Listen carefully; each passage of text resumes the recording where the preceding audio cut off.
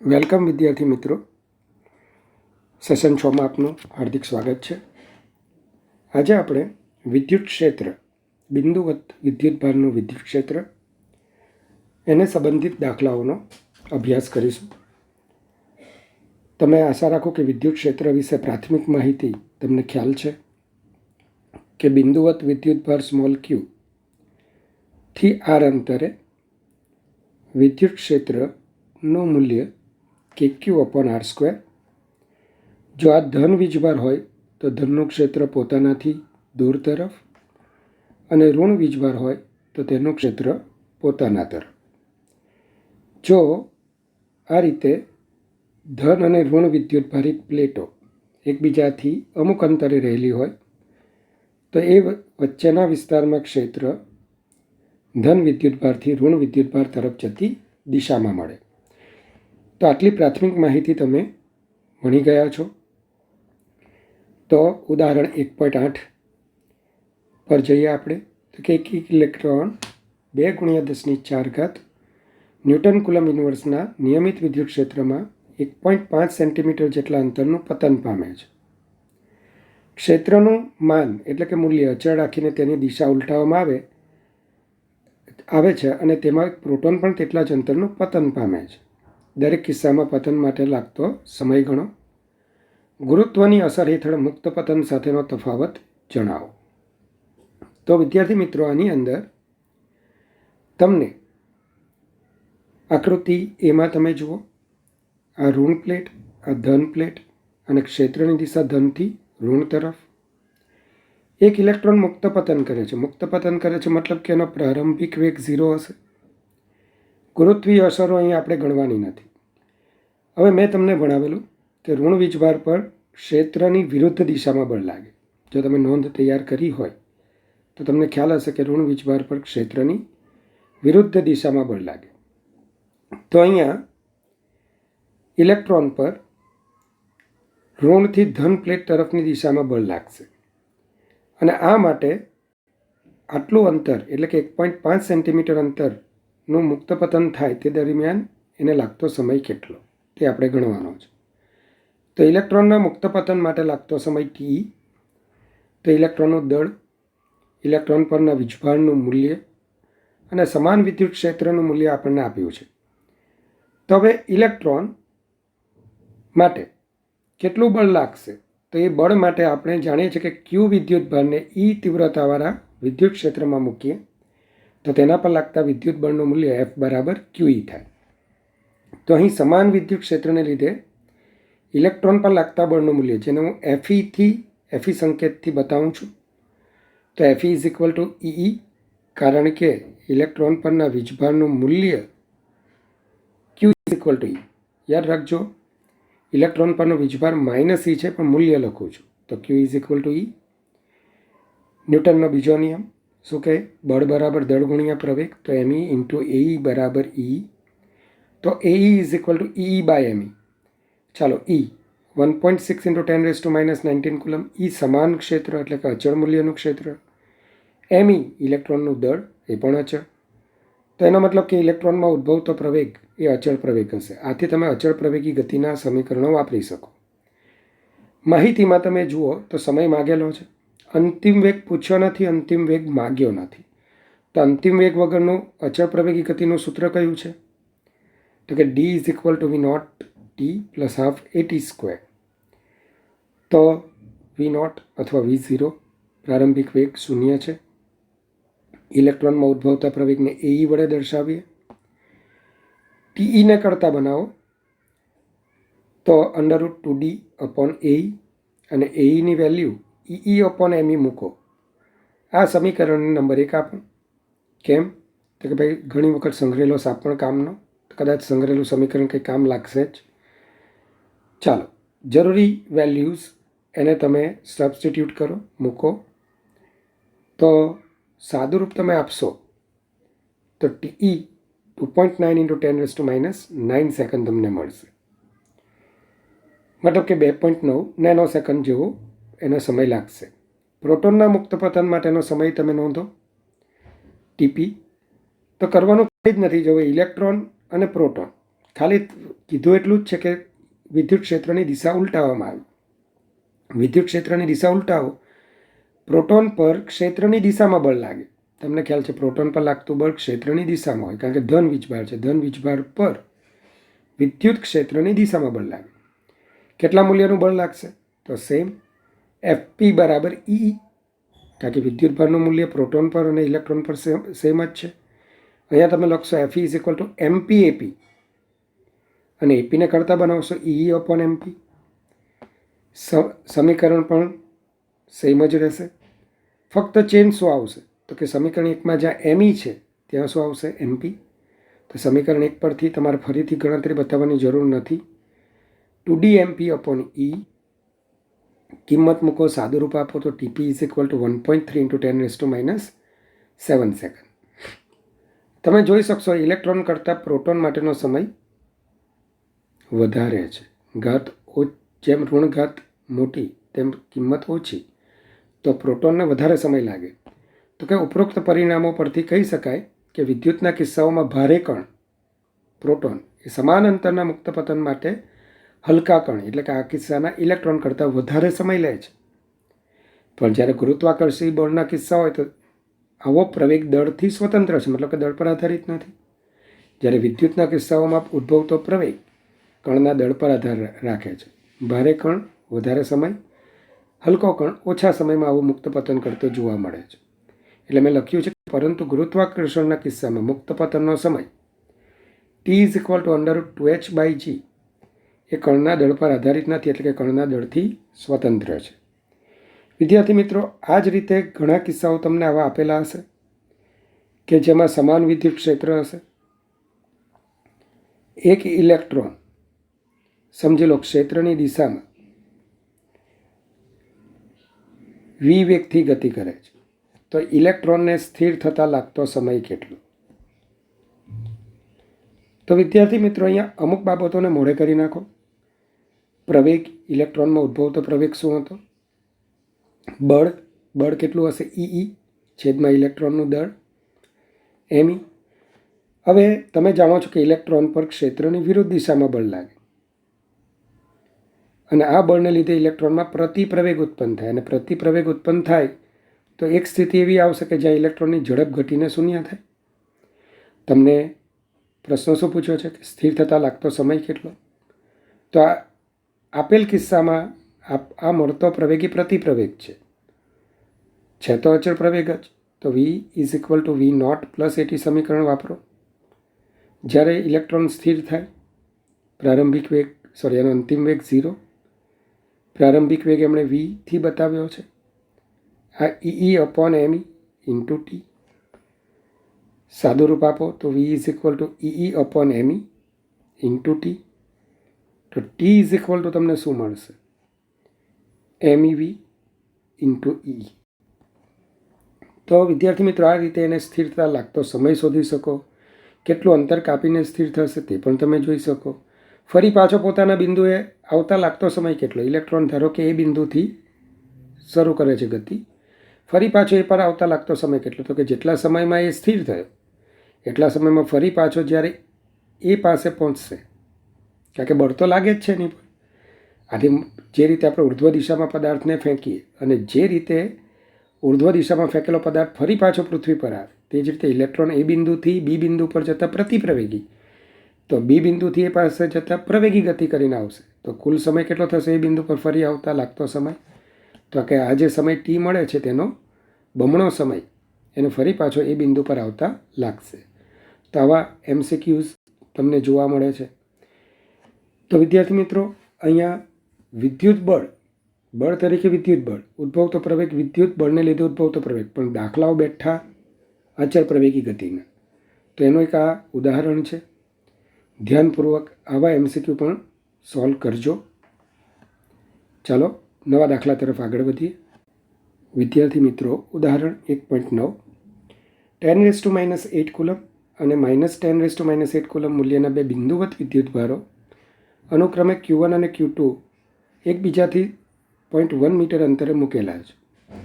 આકૃતિમાં દર્શાવેલ AB અને C બિંદુઓએ વિદ્યુત ક્ષેત્ર ગણો. તો વિદ્યાર્થી મિત્રો, આ દાખલો હકીકતમાં આપણે વિદ્યુત ડાયપોલની મદદથી પણ ગણી શકીશું, પણ હાલ આપણે પૂરતી લેન્થમાં દાખલો ગણાય અને આપણને માર્ક મળે એ હેતુથી આપણે આ જ રીતે કરવાનો છે. ફરીથી Q1 અને Q2 બે વિદ્યુતભારો છે. Q1 ધન વીજભાર છે, Q2 ઋણ વિદ્યુતભારો છે. આકૃતિમાં તમને જરૂરી અંતરો પણ બતાવેલા છે. તો એ બિંદુ પાસે આપણે A, B અને C બિંદુઓ પાસે પરિણામી વિદ્યુત ક્ષેત્રો શોધવાના છે. ચાલો એ બિંદુ પાસેની વાત કરીએ. તો Q1 વિદ્યુતભારને લીધે એ બિંદુ પાસે ઉદ્ભવતું ક્ષેત્ર પોતાનાથી દૂર હશે, જેને આપણે E1A એવું નામ આપીએ. એ જ રીતે Q2 ઋણ વીજભાર છે. ઋણને લીધે એ બિંદુ પાસે ઉદ્ભવતું ક્ષેત્ર પોતાના તરફ હશે, E2A નામ આપીએ એને. તો વેક્ટર E1 એ વેક્ટર E2A બંનેની દિશા એ B થી A ની દિશામાં રહેશે, B થી A ની દિશામાં.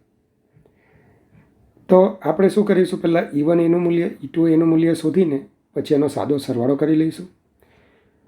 એ જ રીતે B બિંદુ પાસે, તો B બિંદુ પાસે ધનનું ક્ષેત્ર પોતાનાથી દૂર તરફ, મતલબ કે E1B એની દિશા Q1 થી દૂરની દિશા હશે. જ્યારે Q2 ઋણ વીજભાર છે, ઋણનું ક્ષેત્ર પોતાના તરફ, તો વેક્ટર E2Bની દિશા પોતાના તરફ, મતલબ Q2 વીજભાર તરફ હશે. તો અહીં E1B અને E2Bના મૂલ્યો શોધવાના. કોનું મૂલ્ય વધારે છે? ધારો કે E1Bનું મૂલ્ય વધારે છે, તો E1Bમાંથી E2B બાદ કરીશું. પરિણામી ક્ષેત્ર આપણે A થી Bની દિશામાં મળશે, મતલબ કે E1Bની દિશામાં મળશે. એ જ રીતે જો E2B વધારે હોય E1B કરતાં, તો પરિણામી ક્ષેત્ર એની દિશા E2Bની દિશામાં રહેશે, મતલબ કે B થી Aની દિશામાં રહેશે. તો પહેલાં તો આપણે મૂલ્યો શોધવા પડશે. સેમ C પાસે, તો ધનનું ક્ષેત્ર પોતાનાથી દૂર E1C, ઋણનું ક્ષેત્ર પોતાના તરફ E2C, અને આ બંનેનું પરિણામી ગણવા માટે સમબાજુ ત્રિકોણ બને છે. જ્યારે જોઈ લો 0.1, 0.1 અને 0.1. તો આ ખૂણો કેટલાનો થાય? 60નો. તો આ બે વચ્ચેનો ખૂણો કેટલાનો થશે? 120°નો. તો E1C અને E2C એના મૂલ્યો શોધી સબાચાના નિયમના સૂત્રનો આપણે ઉપયોગ કરીને પરિણામી ક્ષેત્ર EC શોધી શકીશું. તો સ્ટેપ બાય સ્ટેપ આપણે આગળ વધીએ. એ બિંદુ પાસેનું વિદ્યુત ક્ષેત્ર વેક્ટર EA. તો Q1 વિદ્યુતભારને લીધે એ બિંદુ પાસે ઉદ્ભવતું વિદ્યુત ક્ષેત્રનું મૂલ્ય કઈ બાજુ છે? તો કે જમણી તરફ છે. તો E1A કે Q1 R1A², જ્યાં R1A એટલે Q1 થી Aનું અંતર કેટલું છે? 0.05 મીટર, એટલે કે 5 × 10⁻² મીટર. વિદ્યાર્થી મિત્રો, જરૂરી સાદુરૂપ આપો તો E1 એનું મૂલ્ય મળશે. એ જ રીતે Q2 વિદ્યુતભારને લીધે એ બિંદુ પાસે વિદ્યુત ક્ષેત્રનું મૂલ્ય જમણી તરફ, તો E2A = KQ2 R2A². Q2 થી એનું અંતર તમે જોઈ શકશો કેટલું છે? 0.05 મીટર. તો જરૂરી સાદુરૂપ આપતા E2A 3.6 × 10⁻⁴ ન્યૂટન પર કુલમ. વિદ્યાર્થી મિત્રો, E1A અને E2A બંને એક જ દિશામાં હોવાથી એ બિંદુ પાસે પરિણામી વિદ્યુત ક્ષેત્રનું મૂલ્ય ક્યાં મળશે? તો કે બંને જમણી તરફ જ છે. E1A અને E2A બંને જમણી તરફ જ છે, તો પરિણામી ક્ષેત્રની દિશા પણ ક્યાં રહેશે? જમણી તરફ. આથી એ બિંદુ પાસે પરિણામી વિદ્યુત ક્ષેત્ર વેક્ટર EAનું મૂલ્ય, તો EA = E1A + E2A, અને એની દિશા જમણી તરફ. જમણી તરફ મતલબ વેક્ટર BA દિશામાં. જમણી તરફ મતલબ B થી Aને જોડતો સદિશ જમણી દિશામાં હશે, તો વેક્ટર BAની દિશામાં. આ જ રીતે B બિંદુ પાસે આપણે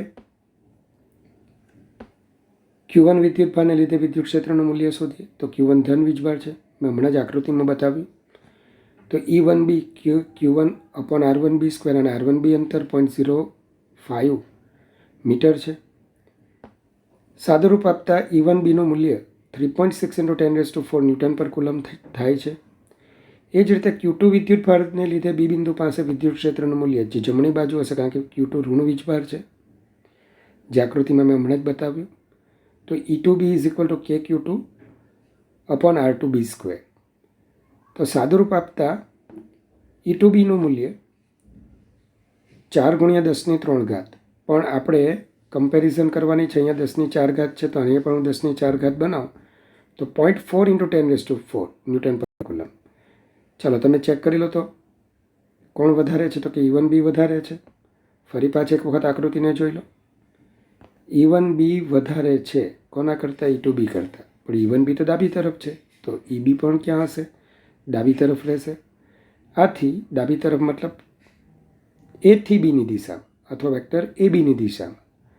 તો આપણે શું કહી શકીશું કે બી બિંદુ પાસેનું વિદ્યુત ક્ષેત્ર E1B 3.6 × 10 બી પાસેનું પરિણામી ક્ષેત્ર EB = E1B - E2B, મતલબ કે 3.2 × 10⁴ ન્યૂટન પર કુલમ.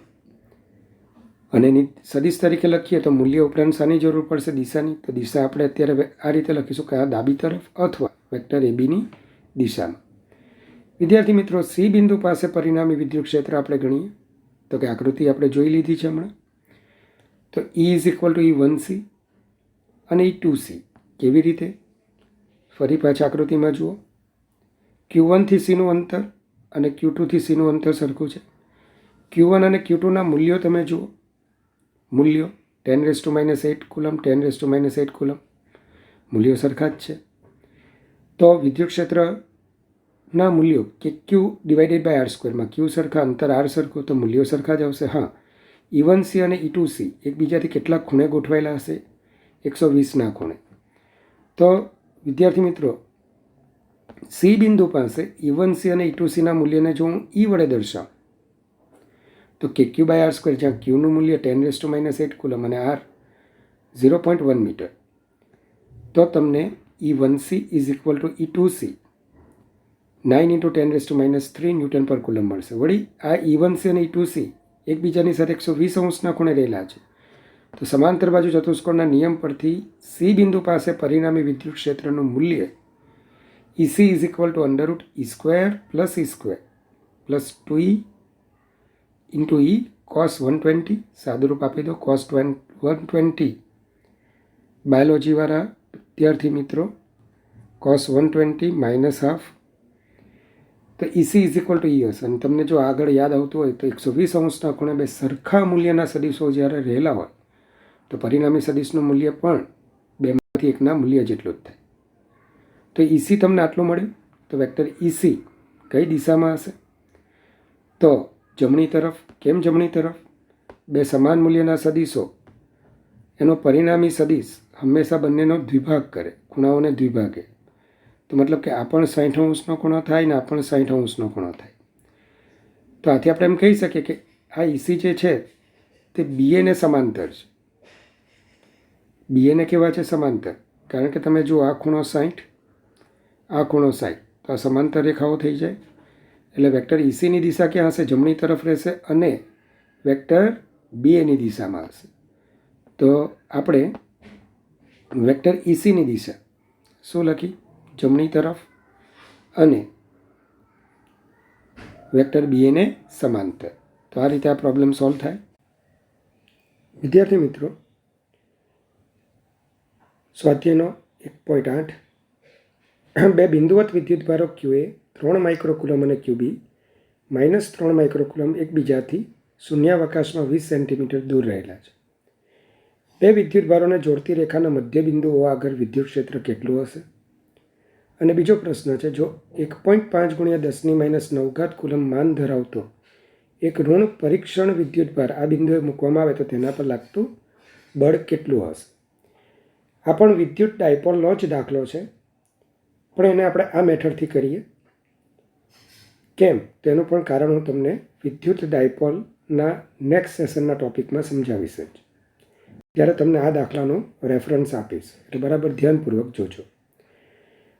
તો અહીં QA 3 માઇક્રોકુલમ, QB -3 માઇક્રોકુલમ, માઇક્રો 10⁻6, તો 3 × 10⁻6 કુલમ છે અહીંયા. હવે એ ધન વીજભાર છે. ધનનું ક્ષેત્ર પોતાનાથી દૂર અને ઋણ વીજભારનું ક્ષેત્ર પોતાના તરફ. તો O બિંદુ પાસે પરિણામી ક્ષેત્ર વેક્ટર EA અને વેક્ટર EBના સદિશ સરવાળાથી મળશે. જોકે બંને સદિશો એક જ દિશામાં હોવાથી આપણે તેમના પહેલાં મૂલ્યનો સરવાળો કરીશું. અને આની દિશા કઈ હશે? તો આપણું A બિંદુ છે, આ B બિંદુ છે, તો આની દિશા A થી Bની દિશામાં હશે. અથવા તમે AO દિશામાં પણ બોલી શકશો, અથવા OB દિશા પણ બોલી શકશો. તો વિદ્યાર્થી મિત્રો, A અને B વચ્ચેનું અંતર 20 સેન્ટીમીટર, મધ્યબિંદુ હોવાથી 10 સેન્ટીમીટર, મતલબ QA થી Oનું અંતર RA 10 સેન્ટીમીટર 10⁻⁻1 મીટર, અને B થી Oનું અંતર RB 10 સેન્ટીમીટર મતલબ 10⁻⁻1 મીટર. તો QA વિદ્યુતભારને લીધે O બિંદુએ ઉદ્ભવતા વિદ્યુત ક્ષેત્રનું મૂલ્ય EA = KQA/RA². તો જરૂરી કિંમતો મૂકીએ તો 2.7 × 10⁶ ન્યૂટન પર કુલમ. અને કઈ દિશામાં હશે? A થી Bની દિશામાં. એ જ રીતે QB વિદ્યુતભારને લીધે O બિંદુએ ઉદ્ભવતા વિદ્યુત ક્ષેત્રનું મૂલ્ય EB = KQB/RB². તો 9 × 10⁹ × 3 × 10⁻⁻6 / 10⁻². સાદુરૂપ આપો 2.7 × 10⁶ ન્યૂટન પર કુલમ. એની પણ દિશા ક્યાં હશે? A થી Bની દિશામાં. તો O બિંદુએ પરિણામી વિદ્યુત ક્ષેત્રનું મૂલ્ય, તો કે વેક્ટર E અને વેક્ટર EB એક જ દિશામાં હોવાથી પરિણામી સદિશનું મૂલ્ય એ બંને સદિશોના મૂલ્યોના સરવાળા જેટલું થાય. તો E = 5.4 × 10⁶ ન્યૂટન પર કુલમ. તો વેક્ટર E = 5.4 × 10⁶ ન્યૂટન પર કુલમ. અને એની દિશા, કારણ કે સદિશ તરીકે લખીએ છીએ તો દિશા દર્શાવવી પડશે, A થી Bની દિશામાં. હવે વિદ્યાર્થી મિત્રો, વિદ્યુત ક્ષેત્રના કોઈપણ બિંદુ પાસે તમે Q વીજભાર મૂકો તો એની પર લાગતું વિદ્યુતબળ F = QE થી મળે. તો O બિંદુએ રહેલા ઋણ વિદ્યુતભાર પર લાગતા વિદ્યુત બળનું મૂલ્ય આપણે શોધવાનું છે. તો આ વિદ્યુત બળનું મૂલ્ય F = QE. તો 8.1 × 10⁻³ ન્યૂટન. પણ વિદ્યાર્થી મિત્રો, ઋણ વિદ્યુતભાર મૂકેલો છે તો તમને ખબર છે કે ઋણ વિદ્યુતભાર પર ક્ષેત્રની વિરુદ્ધ દિશામાં બળ લાગશે. મતલબ કે આ બળ B થી Aની દિશામાં હશે. તો તમે શું કહેશો કે આ વેક્ટર F = 8.1 × 10⁻³ ન્યૂટન B થી Aની દિશામાં. ક્વેશ્ચન છે, એક્સરસાઇઝનો પ્રોબ્લેમ છે 1.25. મિલિકનના ઓઇલ ડ્રોપ પ્રયોગમાં 12 વધારાના ઇલેક્ટ્રોન ધરાવતું એક ઓઇલ ડ્રોપ 2.55 × 10⁴ ન્યૂટન પર કુલમના સમાન વિદ્યુત ક્ષેત્રની અસર હેઠળ સ્થિર રાખવામાં આવ્યું છે. જો ઓઇલની ઘનતા 1.26 g/cm³ હોય તો તે ડ્રોપની ત્રિજ્યા શોધો. G અને Eના વેલ્યુઝ આપેલા છે. તો વિદ્યાર્થી મિત્રો, તમને એક ઓઇલ ડ્રોપ આપેલું છે, ઓઇલનું ટીપું આપેલું છે. સ્વાભાવિક છે કે એની પર વજન બળ mg નીચે લાગશે. હવે તમને માહિતીમાં દળ નથી આપ્યું, પણ હા, ટીપાની તમને ત્રિજ્યા આપેલી છે. તો ટીપાની ત્રિજ્યા આપણે શોધવાની કીધી છે.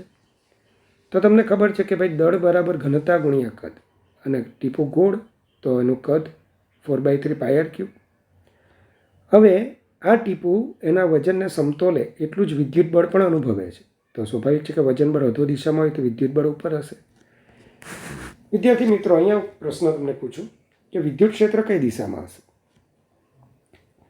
તો તમને ખ્યાલ છે કે ઋણ વીજભાર પર ક્ષેત્રની વિરુદ્ધ દિશામાં બળ લાગે. તો ક્ષેત્ર ક્યાં હોવું જોઈએ? અધો દિશામાં. તો જ આની પર લાગતું બળ ઉર્ધ્વ દિશામાં થશે. તો અહીં આપણે જોઈએ તો Q 12 ઇલેક્ટ્રોન પરનો વીજભાર છે, મતલબ -12 × 1.6 × 10⁻⁻19 કુલમ. વિદ્યુત ક્ષેત્ર તમને આપ્યું છે. ટીપાની દળ ઘનતા ρ 1.26 g/cm³. ગ્રામને કિલોગ્રામ, સેન્ટીમીટરને મીટરમાં ફેરવો તો 1.26 × 10⁻³ kg/m³ થાય. હવે જ્યારે ટીપાને સ્થિર રાખવામાં આવે છે ત્યારે ટીપાનું વજન બળ અને વિદ્યુત બળ સમાન મૂલ્યના પરસ્પર વિરુદ્ધ દિશાના થતા તે એકબીજાને સમતોલશે. તો mg4/3 pi R cube rho G is equal to q E. તો આર ઇઝ ઇક્વલ ટુ સાદુરૂપ તમે આપી દો, આરને કરતા બનાવો. તો આરનું મૂલ્ય જ્યારે પણ શોધો તો યાદ રાખજો ઘનમૂળ લેવાનું છે. તો સાદુરૂપમાં જ્યારે અહીંયા ઘાત 10⁻19 આવે છે તો નજીકની ઘાત 10⁻18 પણ લઈ શકો અથવા -21 પણ લઈ શકો, જે 3 વડે વિભાજ્ય હોય. તો મેં શું કર્યું છે, -21 કરી, તો અહીંયા 946 થશે. અને જો 10⁻18 કરું તો 0.946. ચાલો ઘનમૂળ તમે શોધી શકશો કેલ્ક્યુલેટરની મદદથી પણ. તો R is equal to 9.816 into 10⁻⁻7 metre. અને જો મિલીમીટરમાં ફેરવવું હોય તો 1 મીટર બરાબર 10⁻³ metre, 10⁻³ millimetre. 1 metre is equal to 10⁻³ millimetre. તો 10⁻⁴ તમને અહીંયા મળશે. મતલબ કે ફાઇનલ જવાબ R is equal to 9.816 into 10⁻⁴ millimetre થાય. તો આ દાખલો એક અગત્યનો પણ દાખલો છે, વ્યવસ્થિત લખીને તૈયાર કરજો. વિદ્યાર્થી મિત્રો, સ્વાધ્યાયનો 1.14મો દાખલો છે કે જેની સાથે બીજા 2 દાખલા અને ઘણા કન્સેપ્ટ સંકળાયેલા છે. તો કે આકૃતિમાં સમાન વિદ્યુત ક્ષેત્રમાં 3 વિદ્યુતભારોનો ગતિપથ દર્શાવેલ છે. તો 1, 2 અને 3. 3 વિદ્યુતભારોના ચિહ્ન આપો. કયા કણ માટે વિદ્યુતભાર અને દળનો ગુણોત્તર, મતલબ કે Q/m ગુણોત્તર કયા કણ માટે મહત્તમ હશે? તો સૌથી પહેલાં તો તમે એ જુઓ, ઉપર ધન પ્લેટ છે, નીચે ઋણ પ્લેટ છે. વિદ્યુત ક્ષેત્ર હંમેશા ધનથી ઋણ તરફની દિશામાં હોય છે, કારણ કે ધનનું ક્ષેત્ર પોતાનાથી દૂર, ઋણનું ક્ષેત્ર પોતાના તરફ. આપણે આવું ભણી ગયા કે ધન વિદ્યુતભાર પર વિદ્યુત ક્ષેત્રની દિશામાં બળ લાગે અને ઋણ વિદ્યુતભાર પર વિદ્યુત ક્ષેત્રની વિરુદ્ધ દિશામાં બળ લાગે. તો વિદ્યાર્થી મિત્રો, અહીંયા તમે જોઈ શકો કે શરૂઆતમાં 3 કણોના ગતિમાર્ગ વિદ્યુત ક્ષેત્રને લંબ હતા. જુઓ, હવે શું થયું કે વિદ્યુત ક્ષેત્રની હાજરીમાં જો ઉર્ધ્વ દિશામાં બળ લાગતું હોત તો કણનું વિચલન ઉર્ધ્વ દિશા તરફ થાય, અને જો અધો દિશામાં બળ લાગે એટલે કે ક્ષેત્રની દિશામાં બળ લાગે તો એનું વિચલન ક્ષેત્રની દિશા તરફ થાય. તો સ્પષ્ટ થઈ ગયું, 3 નંબરનો કણ ક્ષેત્રની દિશામાં બળ અનુભવે છે તો એ ધન જ વીજભારિત કણ હોવો જોઈએ.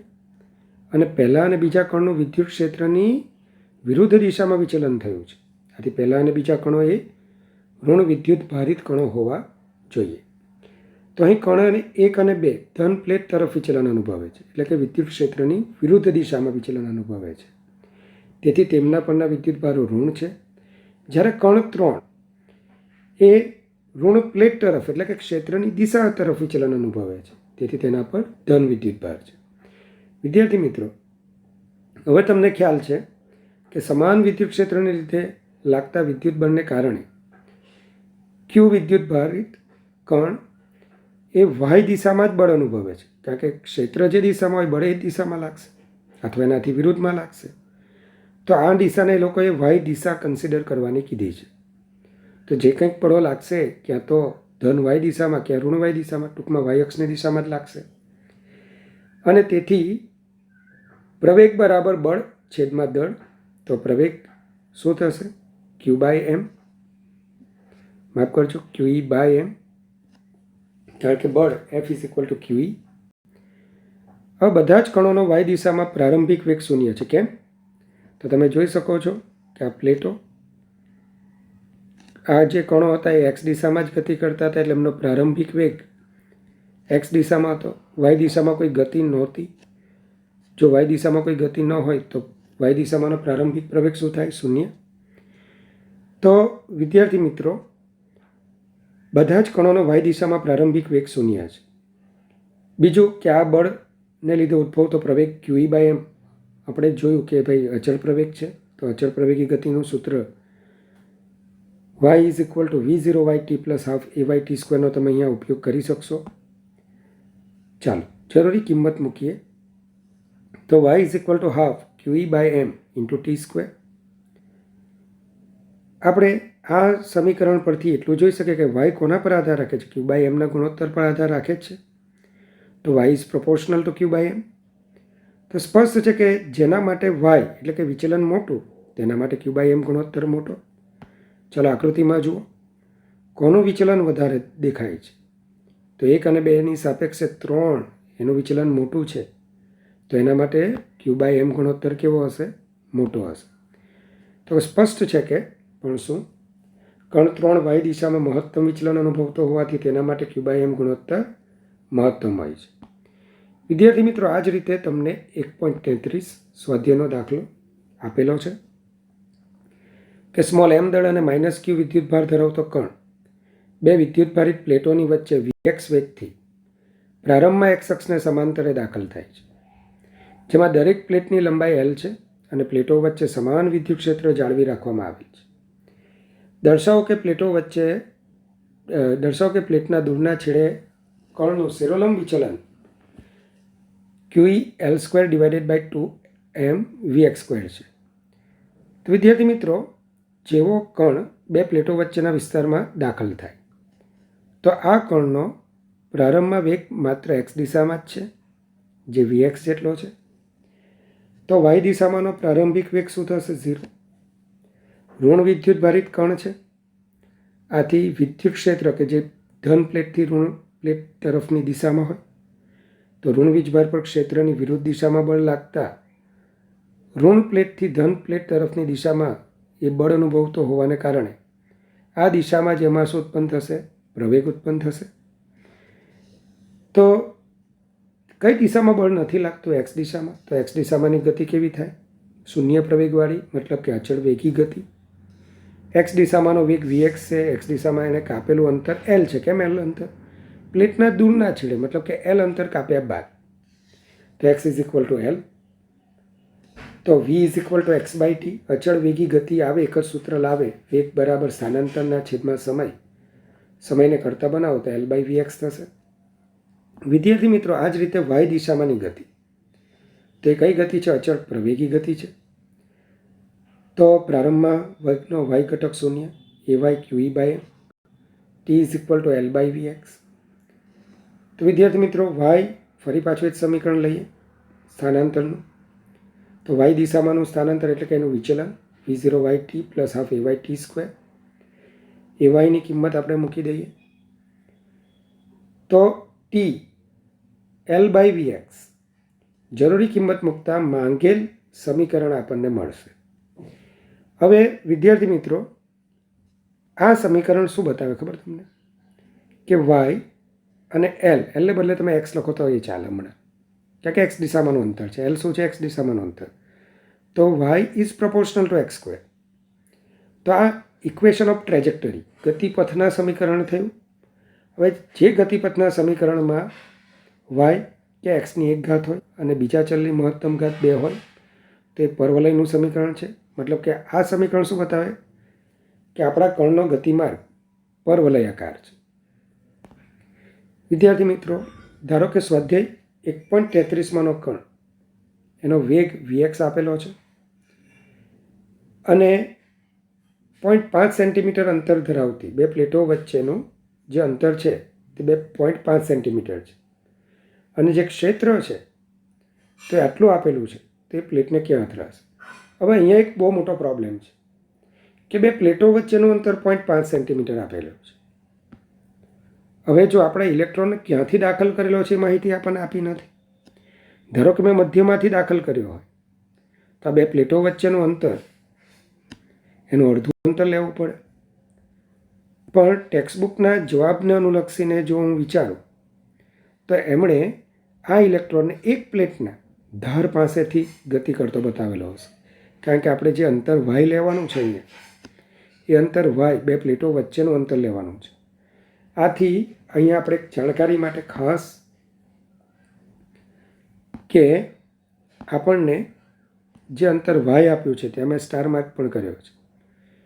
શું લેવાનું છે? 0.5 સેન્ટીમીટર. મતલબ કે આપણો ઇલેક્ટ્રોન જે બે સમાંતર પ્લેટો છે, આ પ્લેટો પૈકીની કોઈ એક પ્લેટની બરાબર જસ્ટ એની પ્લેટની ઉપરથી એ પ્રક્ષેપ થયેલો છે અને આ રીતે જતો જોવા મળે છે. તો અહીંયા એક આ બાબતને ખાસ ધ્યાનમાં રાખજો તો વિદ્યાર્થી મિત્રો, આ દાખલામાં કશું કરવાનું છે નહીં. એમ તો આગલા દાખલાનું સૂત્ર તમે ઉપયોગમાં લેવાનું છે.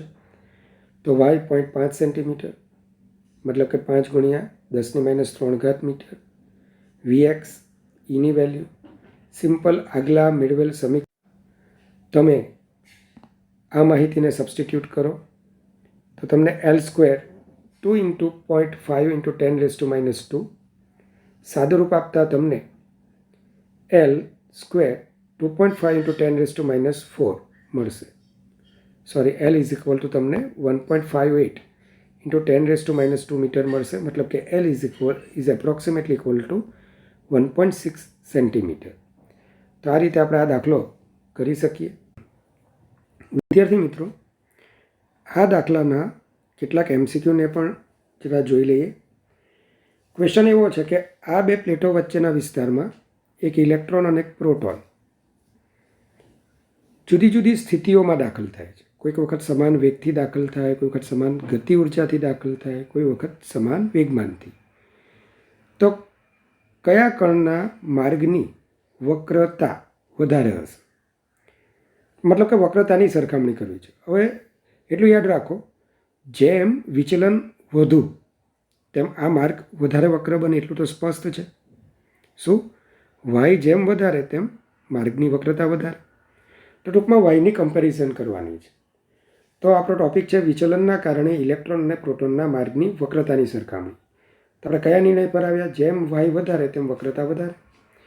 જો ઇલેક્ટ્રોન અને પ્રોટોન સમાન વેગથી દાખલ થાય તો આપણે મળેલું સૂત્ર શું હતું? y = E. એકચ્યુઅલી આપણે ત્યાં Q લખેલું, પણ આપણને ખબર છે કે Q બરાબર ઇલેક્ટ્રોન અને પ્રોટોન બંનેના વિદ્યુતભારનું મૂલ્ય તો E જ છે. તો L²/2m Vx². ચલો, L2 અને Vx સરખા છે કારણ કે વેગ સરખો આપ્યો છે. તો y is proportional two 1/m. તો આપણે શું કહી શકીએ કે me < mp. આપણે જાણીએ છીએ કે me < mp, તો ye > yp. તો કોનું વિચલન વધારે થયું? ઇલેક્ટ્રોન. આથી ઇલેક્ટ્રોનનો માર્ગ વધારે વક્ર હશે. જો આ જ રીતે ઇલેક્ટ્રોન અને પ્રોટોન સમાન ગતિ ઉર્જાથી દાખલ થાય તો આપણે ½ mvx² = k આવું લખી શકીએ. તો mvx² = 2k. તો 2 × 2k મતલબ 4k. તો અહીંયા 4k, E અને કેપિટલ E તથા L બધું જ અચળ થઈ ગયું, સમાન થઈ ગયું. તો આ બાબત શું બતાવે કે y અચળ છે. આમ ઇલેક્ટ્રોન અને પ્રોટોન સરખું જ વિચલન અનુભવતા હોવાથી દરેકના માર્ગની વક્રતા સરખી થાય. તો વિદ્યાર્થી મિત્રો, ત્રીજો ક્વેશ્ચન છે કે જો ઇલેક્ટ્રોન અને p સમાન વેગમાનથી દાખલ થાય તો k બરાબર p²/2m. તમને ખ્યાલ છે કે k = p² / 2m. તો સમીકરણ 1માં k બરાબર p²/2m મૂકી દો તો તમારું સાદું રૂપ આપતા L² × m / 2p². હવે એમાં સરખું શું છે? સ્મોલ e, કેપિટલ L અને 2p. તો y is proportional two m. સ્પષ્ટ છે કે પ્રોટોનનું દળ ઇલેક્ટ્રોન કરતાં વધારે છે, તો yp > y. માટે પ્રોટોનના માર્ગની વક્રતા વધારે હશે. તો આ રીતે વક્રતાના પ્રશ્નો પણ પૂછી શકે. તો આજની સાથે આજનું આપણું આ સેશન કમ્પ્લીટ કરીએ છીએ. અને વિદ્યાર્થી મિત્રો, આ તમામ દાખલાઓ તમારે નોટમાં નોંધી લેવા. આ વિશેષ માહિતીને પણ તમારે ત્યાં નોટમાં દાખલાઓની બાજુમાં તમે નોંધી શકો. તો આવતું જે સેશન છે એ વિદ્યુત ડાયપોલનું સેશન રહેશે, જેમાં આખું વિદ્યુત ડાયપોલની આપણે ચર્ચા કરીશું. થોડું સેશન લાંબુ પણ હશે આપણું. તો વિદ્યાર્થી મિત્રો, વારંવાર આ ચેપ્ટરનું રિવિઝન કરો, જરૂરી કન્સેપ્ટનું રિવિઝન કરો. નેક્સ્ટ સેશનમાં તમને વિદ્યુત ક્ષેત્રના બીજા એડિશનલ પ્રોબ્લેમ્સ એનું એક અસાઇનમેન્ટ તમને મળશે, અસાઇનમેન્ટ 2. તો ત્યાં સુધીમાં આ બધી બાબતોને કંઠસ્થ કરી રાખો. Take care. Good bye. God bless you.